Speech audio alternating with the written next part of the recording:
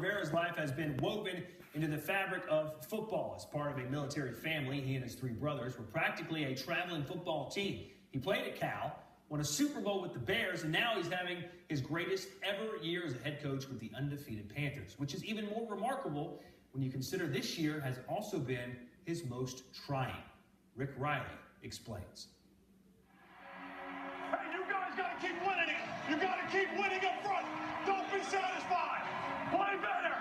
Early January 2015, Carolina Panthers versus Arizona Cardinals. Newton, Tolbert, touchdown. Ron Rivera finally wins his first playoff game as a head coach. Game ball for Coach Brown first playoff game as a head coach, man. Yeah. When they gave me the ball, all I could think about was Mickey. Rivera's older brother by 3 years, Mickey, had been battling pancreatic cancer. Mickey never complained about it. He never sat there and said, why me, why me? So when I got the ball, it came out, and I gave it to him. What did you say?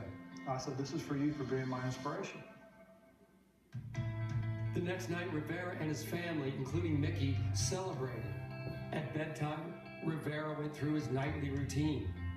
He checks every door, he checks all the stove, he makes sure everything's off. He's the one that checked the fireplace. He looks, he makes sure, everything's off, and we went to bed. Breaking news, firefighters are on the scene of a two-alarm house fire in South Charlotte. Ron's safety check didn't matter. It turns out the fireplace had been installed without a metal plate under the burner. As they slept, a fire started between the walls.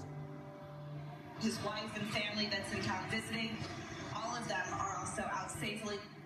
That night, everybody had time to grab only the most essential items. And what did Mickey grab? When they first go inside to get whatever they could to get out, Mickey grabbed the football.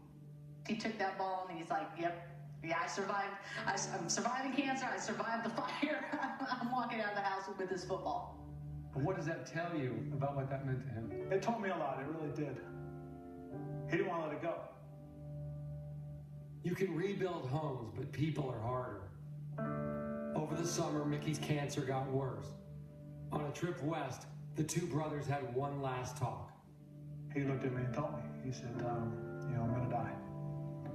And, he said, I want you to take care of the family for me. And that was it. Mickey died July 28th. He was 57.